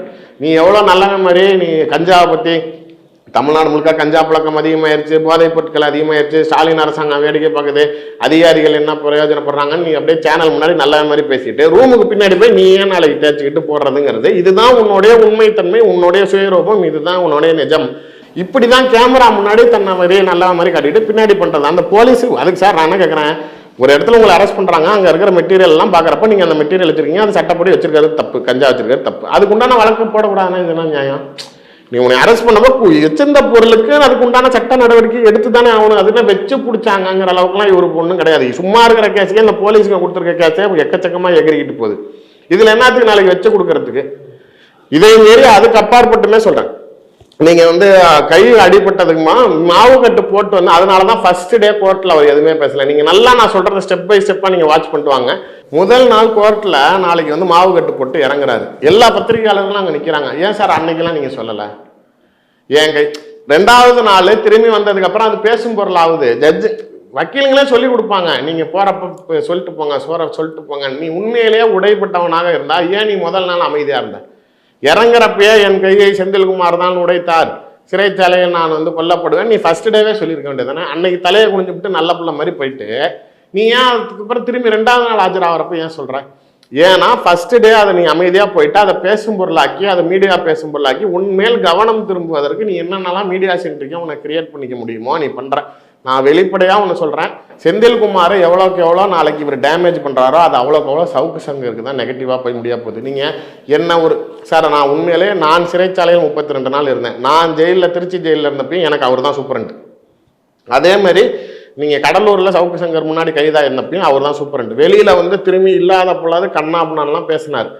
இப்போ அதுக்கு அவர் பயப்படுறாரே தவிர நான் ஒன்று சொல்லவா, அவர் அதிகாரி, நேர்மையான அதிகாரி, உண்மையிலேயே வந்து ஆட்சியாளர்களுக்கே பயப்படாத அதிகாரி. நீங்கள் முதலமைச்சரே கூப்பிட்டு நாளைக்கு இதை செய்யன்னு சொன்னாலும் எது சட்டமோ அதை தான் செய்வார். இதுதான் ஒரு கேரக்டர். ஒரு சாதாரண ஒரு எடுத்துக்காட்டு அந்த அதிகாரியோடைய குணாதிசயம் எப்படின்னு சொல்கிறதுக்கு, நான் திடீர்னு ரவுண்ட்ஸ் வருவார், டெய்லி ரெகுலராக ரவுண்ட்ஸ் வருவார், என்ன ஆனாலும் ரவுண்ட்ஸ் வருவார். அது மாதிரி சடன் ரவுண்ட்ஸ் வருவார். ரெகுலராக காலைல ஒரு 4-6 மணிக்கு வர்றது, 5 மணிக்கு வருவாங்க, 5:30க்கு வருவாங்க. அந்த டைமிங் வரதுக்கு அப்பாற்பட்டு திடீர்னு மதியம் பூந்துருவார், சாயங்காலம் பூந்துருவார். எல்லாம் அப்படியே பதட்டத்திலே இருப்பாங்க. தமிழ்நாட்டில் இருக்கிற எல்லா ஜெயிலுக்குள்ளாரையும் கஞ்சா பழக்கம் ஜாஸ்தி. தமிழ்நாட்டில் இருக்கிற எல்லா ஜெயிலுக்குள்ளாரையும் சாராயம் இருக்குது. டாஸ்மாகில் போய் கூட நீங்கள் ஒரு சில பிராண்டு கிடைக்கலன்னு சொல்லலாம். ஆனால் நாளைக்கு உண்மையிலே தமிழ்நாட்டில் இருக்கிற எல்லா ஜெயிலுக்குள்ளாரையும் நீங்கள் என்ன பிராண்டு கேட்குறீங்களா, சாராயம் உண்டு, சிகரெட் உண்டு, எல்லாம் உண்டு. ஆனால் செந்தில்குமார் இருக்கக்கூடிய ஜெயிலில் மட்டும்தான் இது 0.1% கூட எதுவுமே கிடையாது. எப்போ வருவார்னே தெரியாமல் அதிகாரிகள்லாம் அப்படியே பதட்டத்திலே வச்சுருப்பா. அப்படி நான் சொன்ன இந்த மாதிரி ஒரு பாத்ரூம் இருக்குது, 600 பேர் யூஸ் பண்ணுறோம், ஒரு ப்ளீச்சிங் பவுடரில் ஒரு ஃபெனாயில் கொடுக்க மாட்டேங்கிறீங்க, எதுவுமே இல்லாமல் நாளைக்கு எல்லாருக்கும் ஃபங்கஸ் ஆகுது, சீல் வடிது, ஒரு மாதிரி எல்லாருமே அஃபெக்ட் ஆகுறாங்கன்னு நான் ரவுண்ட்ஸ் வந்தப்போ சொல்கிறேன். நீங்கள் சொல்கிறது கரெக்டு தான், ஆனால் ஏதாவது ஆர்பிக்கோ இல்லை ப்ளீச்சிங் பவுடரோ இல்லை ஃபெனாயில் வச்சாலும் ஏதாவது குடிச்சு போடுறாங்க, ராத்திரி ஜிஹெச் தூக்கிட்டு தெரிய வேண்டியதாக இருக்குது. சரி நான் யாராவது டியூட்டி போட்டு நான் க்ளீன் பண்ண சொல்கிறேன். இது ஒரு நியாயமான தேவை, ஒரு கோரிக்கை. இருக்கிறவங்களாம் சிக்காகிறாங்கன்னு சொல்கிறப்ப அதை ஏற்றுக்கிறாரு. இதே அடுத்த நாள் ரவுண்ட் சொல்கிறாரு, என் பக்கத்தில் இருக்க ஒருத்தன் வந்துட்டு இந்த மாதிரி என்னப்பா அப்படின்னா, இல்லை சாப்பாட்டிலலாம் நிறையா கல்லுகள்லாம் வருது. அப்படியா, சரி ரைட்டு சரி பண்ணிடுவோம் அப்படின்ட்டு போயிடுறாரு. 3 நாள் அதுக்கப்புறம் என் பக்கத்தில் பெட்டுக்கு வரவே இல்லை. என்னடா ஆளையே காணா அப்படின்னு திரும்பி 4ஆவது நாள் வந்தான். வந்ததுக்கப்புறம் எங்கேயும் ஆளையே காணா அப்படின்னா, ஒரு 1/2 மணி நேரம் நான் தூங்கிட்டு எந்திரிச்சு பேசுகிறேன்னு படுத்துட்டான். எந்திரிச்சதுக்கப்புறம் சொல்கிறேன், என்ன ஆச்சு அப்படின்னா, கல் இருக்குன்னு சொன்னேன்ல, கொண்டு போய் அந்த அரிசி குடோனில் அடைச்சி விட்டாங்க, எல்லா அரிசிகளையும் கல்லை பிடுங்குன்ட்டாங்க அப்படின்னு சொல்லிட்டு. என்னன்னா, நீ என்ன மாமியார் வீட்டுக்கு வந்திருக்க, நீ ஜெயிலுக்கு வந்திருக்க, நீ ஜெயிலுக்கு வந்தால் ஜெயிலில் எப்படி ட்ரீட்மெண்ட் இருக்குமோ அதை நீ ஃபேஸ் பண்ணி. இதை விட குசும்பு என்ன ஆடுனா, அடுத்த நாள் ரவுண்ட்ஸ் திரும்பி வராரு. வரப்ப இப்பெல்லாம் சாப்பாட்டில் கல் இல்லையே, இப்பெல்லாம் கரெக்டாக இருக்குல்ல அப்படிங்கிறாரு. இதுதான் அவர் செந்தில்குமாரோடைய பாணிங்கிறது. சார் ஜாதி கலவரமே நடந்துச்சு. நான் இவர் சூப்பரண்டாக இருந்தப்போ தான் திருச்சி ஜெயிலில் பத்திரிகைகள்லாம் வந்துச்சு, ஜாதி கலவரம் வந்துச்சு. ஒரு சமூகத்துக்கும் இன்னொரு சமூகத்துக்கும் சண்டை வந்துச்சு. அதில் 2 தரப்புல ஒரு தரப்போட சமூகத்தை சார்ந்தவர் தான் செந்தில்குமார். ஆனால் இவர் என்ன தெரியுமா பண்ணாரு, தான் சார்ந்த சமூகத்துக்காரனை தான் ஃபர்ஸ்ட் அடிச்சார். அவனை அடிச்சு உட்கார வச்சுட்டு தான் அதுக்கப்புறம் ஏத்தாப்புல இருக்கவனை அடிச்சார். ஆனால் எவன் வேணா பாயிண்டடோ, எவன் வேணா நொட்டோரியஸாக இருந்தாலும் எல்லா பயிலையும் கட்டாங்கட்டி அவனை ஃப்ரீஸ் பண்ணி அவனே நாளைக்கு வந்து மன்னிப்பு கேட்டு இனிமேட்டு நான் எந்த தப்பும் செய்ய மாட்டேங்கிற அளவுக்கு அழகாக ட்ரீட்மெண்ட் பண்ணார். இது எல்லாமே நான் நேரடியாக அந்த 1 மாத காலம், கிட்டத்தட்ட 32 நாளுங்கிறது 1 மாதத்துக்கிட்ட நான் அதை பார்த்தாலும் இவர் வந்து நீங்கள் உண்மையிலேயே கோயம்புத்தூர் சூப்பரண்டாக செந்தில்குமார் இருப்பது சவுக்கு சங்கருக்கு நல்லது. எதனாலனா, எடப்பாடி மாதிரி அதிகார வர்க்கத்தில் இருக்கவர்கள் பல பேரை பகைச்சு வச்சிருக்காரு. எடப்பாடி பழனிசாமியை நீங்கள் அவ்வளோ நல்லவர்கள்லாம் சர்டிஃபிகேட் கொடுக்க முடியாது. இதே மாதிரி நீ தான் வாய் வைக்காத இடம் இல்லையா, நீ தான் எல்லா இடத்துலையும் வம்பிழுத்து வச்சிருக்கேங்கிற மாதிரி ஐஏஎஸ் ஐபிஎஸ் அரசியல்வாதிகள் எல்லாத்தையும் பகைச்சு வச்சிருக்க. இப்போ எடப்பாடி பழனிசாமி நம்மளை பற்றியும் ஏதாவது ரெக்கார்டிங் வச்சிருப்பானே, ஏதாவது ரிலீஸ் பண்ணிடுறான்னு சொல்லிட்டு ஜெயிலுக்குள்ளார ஆளை வச்சு போட்டால் கூட, இப்போ ஒரு பத்திரிகையாளராக நீங்கள் சொல்லுங்கள், ஜெயிலுக்குள்ளார எடப்பாடி பழனிசாமி தரப்பில் ஏதோ ஜெயிலுக்குள்ளார செட்டிங் பண்ணி சவுக்கு சங்கரை போட்டு தள்ளுங்கன்னு ஒரு ஆள் செட் பண்ணுறாங்கன்னு வச்சுக்கோங்களேன். அவருக்கு ஏதோ மரணம் ஏற்பட்டுருதுன்னா நீங்கள் யாரை நாளைக்கு விமர்சனம் பண்ண ஆரம்பிப்பீங்க? கண்டிப்பாக ஆளுங்கட்சி திமுகவையும் உதயநிதியும் ஏற்கனவே அவர் சூப்பரண்ட் மேல சொன்ன செந்தில்குமாரையும் காவல்துறையும் ஆளுங்கட்சியும் சேர்ந்து தான் பண்ணிருச்சுன்னு சொல்லி ஆளுங்கட்சி மேல இது ஒரு கெட்ட பேர் தான் வரும். இது யாருக்கு சாதகமா அமையும்? எடப்பாடிக்கு சாதகமாக அமையும். அவர் ஆல்ரெடி அமைதிப்படை சத்யராஜ் தான். ஸோ இந்த மாதிரி கிரிமினல் ஆக்டிவிட்டிலாம் யோசிச்சு அவருக்கு செய்கிறதுக்கு முடியும். இவர் சீக்கிரம் விட்டுருவாங்க. ஜட்ஜு கிட்ட போய் என்னை பொம்பளை போலீஸ் அடிச்சதுன்னு சொல்லி, போலீஸ் எஸ்பி கையை உடைச்சிட்டாருன்னு சொல்லி, இதை சொல்லு அதை சொல்லு அப்படின்னு சொல்லி இவர் எவ்வளோக்கு எவ்வளோ இதை ப்ராப்ளமேட்டிக்காக கொண்டுட்டு போகிறாரோ கண்டிப்பாக சவுக்கு சங்கர் அதில் தேவையில்லாத பிரச்சனைகளில் மாட்டுறாரு தான். இவர் பேசும் பொருள் ஆக்கிறதுக்கும் மீடியா சென்ட்ரிக் ஆகிட்டோம். வெளியில் நான் தான் சொல்கிறேன்ல சார், நீங்கள் தான் பேசுனது தப்பே இல்லைங்கிறீங்கல்ல. இப்போ ரெட்ஃபிக்ஸு நாளைக்கு மன்னிப்பு கேட்குறாங்க. அவங்க நாளைக்கு அந்த ஒளிபரப்பு செஞ்சது தவறு அப்படின்னு சொல்லி, அதுவும் எப்போ உங்கள் கணவர் மாட்டினதுக்கப்புறம் நீங்கள் நாளைக்கு சொல்கிறீங்க. இவர் நாளைக்கு நேற்றுக்கு திருச்சி கோர்ட்டில் போயிட்டு ஆமாம் நான் பெண் காவலர்களை பற்றி பேசினது தவறு தாங்கிறீங்க. நீங்கள் பேசினது தவறு அப்படிங்கிறத உங்களுக்கு உணர வைக்கிறதுக்கோ இல்லை உங்கள் வாயிலேருந்து வரத்துக்கோ அதுக்கு இத்தனை நாள் ஆகணுமா? இதுங்கெல்லாம் உணரக்கூடிய நபர்கள் கிடையாது. நீ மற்றவர்களை எவ்வளோ தரைக்குறைவாக விமர்சனம் பண்ணியிருக்க. என்னையுமே நாளைக்கு நான் பிஜேபிக்கு வந்தப்போ இவருக்கு என்ன வேலைன்னா, யார் அன்னைக்கு பேசும் பொருளாக இருக்காங்களோ அவங்களை பற்றி இல்லாத பொருளாத சொல்லி பேசி தன்னை பிரபலமாக்கிக்கிறது. நான் திமுகவிலேருந்து பிஜேபிக்கு வந்தேன்னா அன்னைக்கு ஒரு மாதம் நான் பேசும் பொருளாக இருக்கேன்னா என்னையை பற்றி இவர் பெரிய ஈனவங்காயம், இவர் எல்லாம் தெரிஞ்சவர், எல்லா இடத்துலையும் வந்துட்டான். அவன் இப்படி அவன் இந்த பொம்பளை கூட தான் அவனுக்கு இது இந்த இறையவே சொன்னார். இந்த மாதிரி ஏதோ ஒரு பொண்ணுக்கு வந்து நான் கல்யாணம் பண்ணிக்கிறேன்னு சொல்லி வாக்கு கொடுத்து ஏமாத்திட்டேன். நான் கூட்டு வந்த பொம்பளை என்ன நானாவது பார்க்குறேன்னு இது மாதிரி ஒருத்தவங்க அதாவது உண்மையை வெளிக்கொண்டுட்டு வராருன்னா கூட பரவாயில்ல சார். இவர் கொடுக்குற அந்த சோர்ஸு, இவர் கொடுக்குற அந்த டீட்டெயில்ஸுங்கிறது இது யாராக இருந்தாலும் இப்போ ஒரு பத்திரிகையாளர் நீங்கள் ஒரு மீடியாவில் தொடர்ச்சியாக நீங்கள் நாளைக்கு எக்ஸ்க்ளூசிவ் கண்டென்ட்ஸ் பிரேக் பண்ணுறீங்கன்னா உங்களுக்கும் இந்த சோர்சஸ் வரும், உங்களுக்கும் இந்த ஃபைல்ஸ் வரும். இது வந்து இயற்கை. அங்கங்கே ஒரு ஆஃபீஸ்லேயும் ஒருத்தன் இடத்த காலி பண்ணணும்னு சொல்லி இன்னொருத்தன் காத்துக்கிட்டு அடப்பான். அவன் ஏதாவது தப்பு பண்ணுவான், அவன்கிட்ட மாட்டான், அது எவன்கிட்ட கொடுக்கலான்னு அவன் தேடுவான். அப்போ நீ இல்லாத பொல்லாத பேசிக்கிட்டு எதையும் சந்திக்கிறதுக்கு தயாராக இருப்பேங்கிற இடத்துல உங்ககிட்ட கொண்டாந்து கொடுப்பது இது ஒன்றும் ரமணா பட விஜயகாந்த் மாதிரி எல்லா ஆஃபீஸ்லையும் நான் ஆள் வச்சிருக்கேங்கிற உன் ஆஃபீஸில் எவனோ ஒருத்தன் வச்சிருந்த ஆளே யாருன்னு கண்டுபிடிக்க முடியல. நீ எல்லா ஆஃபீஸ்லையும் ஆள் வச்சிருக்கேன்னு பில்டப் கொடுக்குற. ஆனால் தனிப்பட்ட தாக்குதல்களை தாண்டி அவர் நிறைய விஷயங்களை வெளிக்கொண்டு வந்தார் இல்லையா? அப்போ அதிகார வர்க்கத்தை நோக்கி கேள்வியே கேட்கக்கூடாது அப்படிங்கிறது எந்த விதத்தில்? அதிகார வர்க்கத்தை கேள்வி கேட்குறீங்கன்னா நீங்கள் ஊழலை ஏற்று கேள்வி கேளுங்க. சாமானிய மக்கள் பாதிக்கப்படுறாங்கன்னா கேள்வி கேளுங்க. கேட்டிருக்காரு இல்லையா? வரேன், ஒரு அரசியல்வாதிகள் நாளைக்கு தப்பான முறையில் பணம் அதிகமாக சம்பாதிக்கிறாரு, எல்லையை மீறி சொத்து சேர்க்கிறாரு, இல்லை நாளைக்கு எந்த வகையிலையும் இவர்னால ஆட்சிக்கோ மக்களுக்கோ நாட்டுக்கோ நாளைக்கு வளர்ச்சி இல்லைங்கிறப்ப அவர்களுடைய குறைகளை நாளைக்கு முன்னேற்படுத்துவது தவறில்லை. ஆனால் நாய் மாதிரி நீ எல்லா இடத்துலையும் வாய் வைக்கிற. நீ ஒரு இடத்துக்கு இதுதான் என்னோட ஃபிக்ஸ்டு அஜெண்டா, நான் இப்படி தான். இப்போ டிராஃபிக் ராமசாமி இருந்தார், எங்கே சட்டம் ஒழுங்கு பிரச்சனைனாலும் சரி, சாதாரணமாக ஒரு ஃப்ளெக்ஸ் போர்டு வச்சாலும் சரி, நாளைக்கு ஒரு கண்டக்டர் ஒரு பேசஞ்சர் தரைக்குறைவாக நடத்தினாலும் சரி, ஆனால் நான் அதுக்கு வழக்கு போடுவேன். நான் நாளைக்கு இப்படி தான் இருக்கணும்னா நான் அப்படி தான் இருப்பேன். நீ நாளைக்கு முதல்ல அதுதான் சார் நான் கேட்குறேன், முதல்ல நீ யோகிதமா? யோகிதத்தை எதிர்பார்ப்பவன் யோகிதத்தை பற்றி பேசுவோம். நீ யோகிதமாக இருக்கிறியா? முதல்ல அதை பற்றி பேசு. இங்கே ஓன் டப்பாட்டான் டான்ஸ் ஆடுது. நீ எவ்வளோ மானம் கெட்டவனா இருந்தா நீ வந்து அவருடைய வாழ்க்கை தரம் அதற்கு முன்னாடி வேணா எப்படி வேணாலும் இருக்கலாம். சவுக்கு மீடியா ஆரம்பித்த பிறகு அவருடைய நீங்கள் எத்தனை வீடியோ ஃபுட்டேஜ் வேணாலும் எடுங்க, அவர் போட்டிருக்க ஒரு சட்டை சாதாரணமாக 4000 ரூபா. அவர் அந்த மீடியா ஆரம்பித்ததுலேருந்து அவருடைய ட்ரெஸ் கோடு, அவருடைய காரு, அவருடைய பங்களா, அவருடைய பணப்புழக்கத்தினால அவர் பயன்படுத்துகிற பொருட்கள் எங்களுடைய விலைகள் எல்லாமே உயர்ந்திருக்கு. அதே மாதிரி உன்னுடைய சட்டை ஒரு நாளைக்கு நீ போடுற சட்டை 4000 ரூபா இருக்கிறப்ப உன்னுடைய சொந்த பிள்ளை, உன்னுடைய முதல் மனைவியோட சொந்த பிள்ளை, அதாவது லீகல் ஒய்ஃபுங்கிறத அவங்க ஒருத்தவங்க தான். அதுக்கப்புறம் அது இல்லாமல் 2 பேர், அந்த முதல்ல இருக்கிற 2 பேருமே பத்திரிகையாளர்கள். இவருடைய நண்பர் யாரோ பத்திரிகையாளர்களுடைய மனைவியும். இது என்ன யோகிதமாக இருக்குன்னு சொல்லுங்கள். இப்போ இதில் லீகல் ஒய்ஃபு அவங்களுக்கு பிள்ளை, அதாவது அவங்களோட அந்த பிள்ளையோட அப்பா சவுக்கு சங்கர் தான். சட்ட ரீதியாக நீதிமன்றத்தை நாடுறாங்க. பிள்ளைக்கு தேவையானதையாச்சும் செய், நீ எனக்கு எதுவும் செய்ய வேணாம். அவங்களோட டிராஃப்டை படித்து பாருங்க. நீ எனக்கு எதுவும் செய்ய வேணாம், என்ன நான் பார்த்துக்கிறேன், உன் பிள்ளை தானே. அப்போ நீ இவ்வளோ நல்லா இருக்கிற, யாருக்காகவும் தோணும்ல, நீ இவ்வளோ நல்லா காரு பங்களா, நீ எவ்வளோக்கெல்லாம் சொத்து வாங்கி கொடுக்குற, என்னென்னமோ செய்கிற, உன் பிள்ளைக்கு உண்டா. இப்போ இந்த பதிவை போட்டதுமே அவங்க தான். ஒன்று இது நீ செஞ்சியா அப்படின்னு எவ்வளோ தெரியுமா கேட்டிருக்காங்க அவங்க? மாதத்துக்கு 2000 ரூபா கூட கேட்குறாங்க கோர்ட்டில். நீ போடுற சட்டம் 4000 ரூபா. நீ உன்னோட சொந்த பிள்ளைக்கு நாளைக்கு அவங்க நீதிமன்றத்தின் மூலமா நாளைக்கு மாச செலவுக்கு 2000 ரூபா கொடுங்கிறப்ப இவர் திரும்பி ரிப்ளை ரிட்டு ஃபைல் பண்றாரு, என்னால கொடுக்க முடியாது, என்கிட்ட காசு இல்லைன்னு. நீ நாளைக்கு உன் சொந்த பிள்ளைக்கு செய்ய முடியாம நீ எவன் பொண்டாட்டியவோ நாளைக்கு ஒரு இடத்துல பேட்டி கொடுக்க போன இடத்துல அங்க இருக்கிற பிள்ளைய கரெக்ட் பண்ணிட்டு நீ கோடிக்கணக்கில் சொத்து எழுதி வைக்கிறங்கப்ப இது எப்படி சார் பேசாம இருக்க முடியும்? நீ நாளைக்கு ஊர்ல இருக்கிறவனோட அறத்தை பத்தியா நிறைய பத்தியா நீ பேசுறதுக்கு உனக்கு தகுதி இருக்குதா? நீ அதை தானே பேசணும். நீங்க நேர்மையான அரசியல்வாதிகளை விமர்சனம் செய்யறியா? நீங்க சரி செந்தில் பாலாஜியை பற்றி விமர்சனம் செய்தார், வெளிக்கொண்டுட்டு வந்தாருன்னா அதற்காக திமுக அமைச்சர்கள் எத்தனை பேர்ட்ட பணம் வாங்கினார்னு உங்களுக்கு தெரியுமா? திமுகவில் செந்தில் பாலாஜி நாளைக்கு சென்ட்ரிக் ஆயிட்டாரு, குடும்பத்தில் எல்லாத்துக்கிட்டையும் அவருக்கு தான் நல்ல பேர், ஸ்டாலின் அவரை நெருக்கமாக வச்சுக்கிறாரு, நம்ம இவ்வளோ சீனியராக இருக்கணும், நம்ம இத்தனை வருஷம் மந்திரியா இருந்தோம், நம்மள ஓரம் கட்டிட்டானே, இவனை தூக்கி வச்சுக்கிறாங்கன்னு எவ்வளோ மந்திரிகள் அவன் நான் காலி பண்ணணும்னு காத்திருந்தான் தெரியுமா? ஆஸ்பத்திரியில் நெஞ்சை பிடிச்சிட்டு அந்த ஆள் போய் படுத்தப்போ இவன் செத்துட்டானா இல்லை உண்மையிலே நெஞ்சு வலியா இல்லை சும்மா நடிக்கிறாங்கன்னு பார்க்கறதுக்கு தான் அவ்வளோ மந்திரியும் போனான்.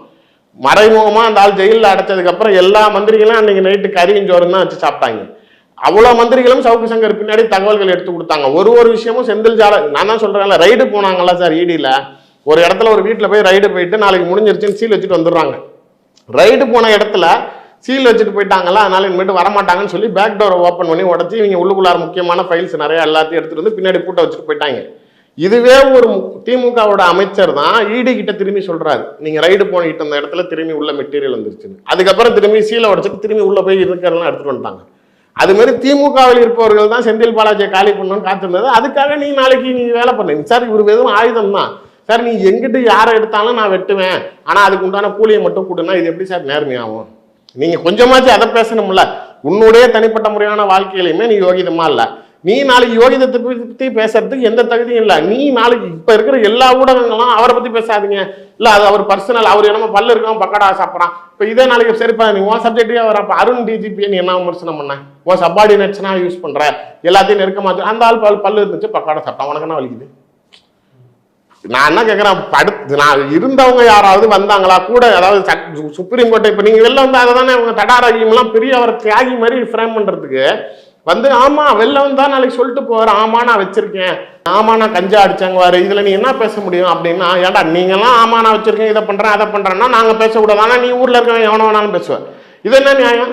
நீ நாளைக்கு சொல்லு, உன்னுடைய தகுதி என்னங்கிறத வெளியில சொல்லிட்டு நீ பேசு. இப்ப மத்தவன பேசுறிய, இப்ப ஒண்ணு இருந்தவங்க கூட வந்து வெளியில பிரச்சனையான்னு சொல்லணும். இப்ப இவங்களே சொல்லுவாங்க சவுக்கு சங்கர் என்னை ஏமாத்திட்டாருன்னு, சவுக்கு சங்கர் சொன்னாரா ஏமாத்திருச்சு, இப்ப உனக்கு என்ன பிரச்சனை? அவங்க ரெண்டு பேரும் ஒன்னா இருந்தா உனக்கு என்ன பிரச்சனைங்கிற மாதிரி. அங்க யாராவது சப்பார்டினேட்ஸ் கொண்ட வேற ஏதாவது பேசுனாங்களா, புகார் கொடுத்தாங்களா, இல்ல நாளைக்கு அருண் வந்து ஏதாவது பிரச்சனைனா நீ இதே மாதிரி இது மாதிரியான விமர்சனங்கள் தானே நீ வெளியில வைக்கிற. இவன் இதை பண்ணா அவன் அதை பண்ணா, நீ மற்றவனோட விஷயத்தை யோகிதத்தை கின்றப்ப சார் நீ என்ன பணம் வாங்குற? பிரதீப்னு ஒரு பையன் ஒன்று கூட இருந்தவன் வெளியில வந்து கிளின்னு கிளிக்கிறான், அவனை பதில் பேச முடியுமா அவனால? நீங்க எல்லா இடத்துலையுமே ஃபெலிக்ஸும் சரி நாளைக்கு சவுக்கு சங்கரும் இருவருமே ஒரே இதுல தான் பயணிச்சிருக்கிறீங்க. நீங்க பத்திரிகையாளருங்கிற ஒரு நெறியிலையாச்சும் ஃபெலிக்ஸ் அதை பத்தி பேசுறப்ப எல்லா காவலர்களும் அப்படிதாங்கிறப்ப நாளைக்கு அப்பயாச்சும் ஃபெலிக்ஸ் ஒரு நெறியாளரா சார் தொடர் நீங்க ஒருத்தர் ரெண்டு பேரை சொல்றீங்கன்னா சரி, அதுக்கு நீங்க மொத்த பெண் காவலர்களும் இப்படிதான்னாச்சும் ஒரு அட்லீஸ்ட் அந்த வார்த்தை சொல்லியிருக்கலாம்ல. அது கூட சொல்ல முடியாது, பேசி வச்சுட்டு தானே செய்யறீங்க. அஜெண்டா ஃபிக்ஸ் பண்ணிட்டு நாளைக்கு உங்களுக்கு தேவையானதை கொண்டுட்டு போய் செய்யறதுக்கு தானே இருக்கிறீங்க. G2 அடிக்கணும்னா நாளைக்கு பணம், நாளைக்கு இதே மணல் குவாரி அடிக்கணும்னா பணம், எல்லாத்தையும் அடிச்சு வர வச்சு அவங்க கிட்ட என்ன தேவையோ அதை வாங்கிட்டு அதுக்கப்புறம் அவங்கள பத்தி பேசாம இருக்கிறது. இது என்ன கேவலமான புத்தி? இது புரோக்கர்னு சொன்னா கூட இது புரோக்கரை விட கேவலமானது. புரோக்கர் விஷயம் கூட நாளைக்கு இதுதான் சார் பொருள், இதுக்கு உண்டானதை கொடுங்க, எனக்கு இவ்வளவு கொடுங்கன்னு கேட்டு வாங்கிக்கிறது அது வேற நல்ல தொழில்னு சொல்லலாம்ல. இவன் செய்யறது அதை விட விபச்சாரத்தை விட மோசமான தொழில். நீங்க எனக்கு நல்லாவே தெரியும், மணல் குவாரிகள் கிட்ட இவர் இதுவரை கை வாங்கியிருக்கிறத அவர் கிட்டத்தட்ட 80 கோடி ரூபாய்க்கு மேல அவர் நாளைக்கு டிமாண்ட் பண்ணாரு. எனக்கு இது கூட அது கூட, இதை செஞ்சிருவேன் அதை செஞ்சிருவேன். அது அந்த பணத்துக்காக தான் இடி அதிகாரிகளை கூல் பண்ணுவதற்காக அங்க இதை செஞ்சாரு அங்கே இதை செஞ்சாருன்னு எனக்கு நிறைய செய்திகள் வருது. இது மாதிரி தான் G2 டீம் கொடுத்துக்கிட்டு தான் இருந்தாங்க.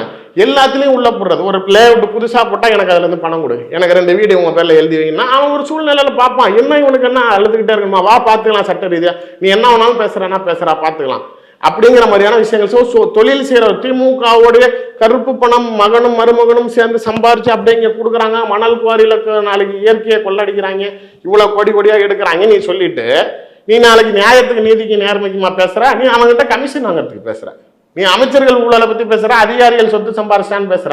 எதுக்கு பேசுறான்? திரும்பி அந்த அதிகாரியை தாண்ட வர வச்சு நாளைக்கு அந்த அதிகாரி கிட்ட உனக்கு என்ன தேவையோ அதை சாதிச்சுக்கிறதுக்காக செய்யறங்கிறப்ப இது என்ன சார் நாளைக்கு இதெல்லாம் எப்படி சார் கணக்கில் வச்சுக்கணும்? இது மாதிரியான நபர்கள் வளர்ச்சி அடைவதுங்கிறது உண்மையிலே சமுதாயத்துக்கு பெரிய அழிவை தேடித்தரும். இந்த மாதிரியான நபர்களை தட்டி வைக்கணும். இது மாதிரி சும்மா சொல்ல என்ன வேணாலும் சொல்லலாம், கேட்டா சோர்ஸ் என்ன சோர்ஸ்? மற்றவங்க எதா இருந்தாலும் ஒரு எவிடென்ட் மெட்டீரியலா பேசணும். இங்க பாருங்க இதுதான் ஆடியோ, இல்லை இவங்க இப்படி சொன்னாங்க, இந்த பாரு இதுக்கு உண்டான பேப்பர், இல்லை எனக்கு இந்த மெசேஜ் பண்ணியிருந்தாங்க, ஆதாரபூர்வமான தகவலையும் பொது தளத்தில் வச்சு மக்கள்கிட்ட பேசணும். சும்மா கதை சொல்ற மாதிரி இந்த போர் அடிக்குதுன்னு போய் சினிமாவுக்கு வாய்ப்பு தர்றவங்களாம் டெய்லி ஒரு கதை சொல்லுவான். அது மாதிரி நீ நாளைக்கு நல்லா தேய்ச்சிக்கிறது, நல்லா கஞ்சா ஏற்றிக்கிறது, கிரியேட்டிவிட்டியை கிரியேட் பண்ணிட்டு போய் ஒரு சேனலில் உட்காந்துட்டு வாய்க்கு வந்ததெல்லாம் பேசுகிறப்போ உன்னை நாளைக்கு 1 லட்சம் பேர் 2 லட்சம் பேர் பார்க்குறான் அப்படின்னா அதுக்கு நீ தியாகி கிடையாது. ரஜினி படத்துக்கும் தான் கூட்டம் வரும், சகிலா படத்துக்கும் தான் கூட்டம் வரும். ஆனால் ரெண்டுத்துக்கும் தரம் இருக்குது இல்லை. உனக்கு பார்வையாளர்கள் இருக்காங்கிறதுனால யூடியூப் சேனல்கள் நீங்கள் முக்கியத்துவம் கொடுக்கலாம். ஆனால் நீ செய்கிற வேலை என்னங்கிறது இருக்குல்ல. நீ இவ்வளோ கீழ்த்தரமாக வேலை பார்க்குறப்ப உன்னை எப்படி பத்திரிகையாளராக முதல்ல பத்திரிகையாளர்னு சொல்கிறதையும் ஏற்றுக்க முடியாது. அந்த தளத்திலேயே அவர் கிடையாது. இந்த மாதிரியான தண்டனைகள் கண்டிப்பாக இருக்கணும். எனக்கு வந்திருக்க தகவல் பொறுத்த வரைக்குமே ஃபெலிக்ஸ் மேலேயும் குண்டாஸ் பதிவு பண்ணுறதுக்கு இருக்கிறாங்க. குறைந்தபட்சம் 1 வருஷத்துக்கு கண்டிப்பாக சவுக்கு சங்கர்னால வெளியில் வர முடியாது. இந்த மாதிரியான கடுமையான தண்டனைகள் இவரை மாதிரியான ஆட்களுக்கு கொடுக்கக்கூடிய சூழ்நிலை தான் சார். பேச்சாளர்கள் இது ஒரு நல்ல தளம். இதை நாளைக்கு மக்கள் நாளைக்கு விரும்பி பார்க்குறாங்க. நம்மளால ஏதாவது மாற்றங்கள் ஏற்படுமான்னு பார்க்கணும். இல்லை ஒரு கட்சி சார்ந்த நான் இருக்கிறேன்னா என் சித்தாந்தத்தை கொண்டுட்டு போகணும். இல்லை ஆளுங்கட்சி செய்கிற தவிர நாளைக்கு ஒரு எதிர்கட்சியாக நான் கொண்டுட்டு போகணும். அது இல்லாமல் சும்மா இவனை பற்றி பேசுவேன், அவனை பற்றி பேசுவேன், புரோக்கரேஜ் பண்ணிக்கிட்டு நான் தனிப்பட்ட முறையில் நான் எல்லாத்துக்கிட்டையும் சொல்கிறது. இன்னமும் யூடியூப்பில் பேட்டி கொடுக்குற பல செலிபிரிட்டிஸ்க்கு நாளைக்கு பணம் வாங்கிட்டு செலிபிரிட்டி இன்டர்வியூஸ் கொடுக்குறாங்க. என்கிட்டயே பல சேனல்களில் கேட்குறாங்க, நீங்கள் எப்படி இருந்தாலும் ஃப்ளைட்டில் வரீங்க, ரூம் போடுறீங்க, தங்குறீங்க, உங்களுக்குன்னு ஒரு செலவு வரும்ல, பரவாயில்ல ஒரு தொகை இன்டர்வியூ வாங்க. ஏன்னா நம்ம கொடுத்தாலும் நாளைக்கு ஒரு பார்வையாளர்கள் செக்டர் இருக்குங்கிறதுனால நம்மளுக்கும் ஆஃபர் பண்ணுறாங்கிறப்ப என்னை பொறுத்த வரைக்கும் இது 4 பேர் பார்க்குறானா, நான் என் கருத்து போய் சேர்றதா அவ்வளோதான். நீ மற்றபடிலாம் எனக்கெல்லாம் சரி செலவு பண்ணாதான்னு சொல்கிற மாதிரி இந்த விஷயத்தை நாளைக்கு யூடியூப்பில் இருக்கிறவங்க எல்லாருமே முதல்ல அதை முதல்ல வரணும். அந்த சிஸ்டத்துக்கு காசு கொடுத்துட்டு காசு வாங்கிட்டு போய் பேசுகிறதே தப்பு. ஒரு விஷயத்தை நீங்கள் என்கரேஜ் பண்ணுறீங்க, 4 பேர் பார்க்குறான், விஷயம் தெரிஞ்சுக்கிறான்னு நினைக்கணும். அதை விட்டுட்டு மறுபடியும் இங்கே உங்ககிட்ட சேனலில் காசு வாங்குறவன் எப்படி சார் தன்னை பற்றி பேசுகிறவன்ட்ட வாங்காமல் இருப்பான்? எனக்கு சிம்பிளான லாஜிக் சொல்லுங்கள். ஒரு சேனலில் வந்து பேசுறதுக்கு நீங்கள் என்ன பேட்டி கொடுக்குறதுக்கு பணம் கொடுன்னு உங்ககிட்ட கேட்குறவன், அன்னைக்கு யார் அஜெண்டா வச்சுட்டு ஃபிக்ஸ் பண்ணுறானோ, இப்போ நான் உதயநிதியை வச்சு அடிக்கிறதுக்காக நான் என்கிட்ட எடப்பாடி கிட்ட பணம் வாங்கிட்டு வந்து பேசுகிறேன்.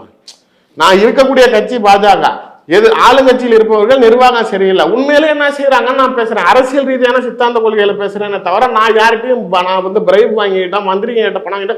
இன்னைக்கும் திமுகவில் இருக்கக்கூடிய அமைச்சர்கள் பல பேர் என்கிட்ட பேசுவது உண்டு. உள்ள இருக்கக்கூடிய தகவல்கள் இன்னும் எனக்கு எப்படி வருது, முதலமைச்சரே நாளைக்கு கேட்டிருக்காரு. நாளைக்கு இது எப்படி இங்க இல்லவே இல்லை, ஆனா இங்க நடக்கிறது இப்போ வரைக்கும் நாளைக்கு வெளியில கரெக்டா சொல்றான் அப்படின்லாம் கேட்கற மாதிரி அங்க இருக்கிறவங்க தான் என்கிட்ட பேசுறாங்க. அது என்ன நாளைக்கு ஒரு மந்திரி கிட்ட இது வரைக்கும் நான் ஏதாவது ஆப்ளிகேஷன் கேட்டிருப்பேன்னு சொல்லுங்க. அதுதான் நாளைக்கு ஒரு விஷயத்தை ஒரு தளத்தை எப்படி நாளைக்கு பயன்படுத்த வேணுமோ அப்படி பயன்படுத்த வேணும். தவறாக பயன்படுத்திய நபர்களுக்கு தக்க பாடம் கண்டிப்பாக புகட்ட வேணும். தமிழ்நாடு காவல்துறை செய்வதை உண்மையிலே நான் வரவேற்கிறேன். உங்களுடைய நேரத்தை பயன்படுத்திக்கிற ரொம்ப நன்றி சார். நன்றி. The Chennai Silks in Wow Summer Sale. Let the celebrations begin. This summer, meet the magical mermaid at VGP Marine Kingdom from April 12 till May 31st, 2024.